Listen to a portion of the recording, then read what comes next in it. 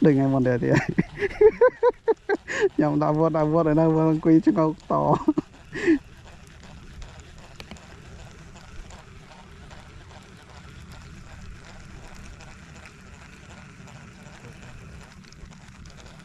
rồi ba bay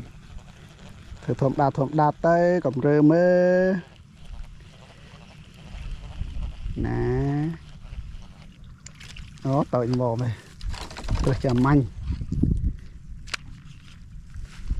nó khăm sự lệm lệm quá đảo nơi pi tong giống á lấp món á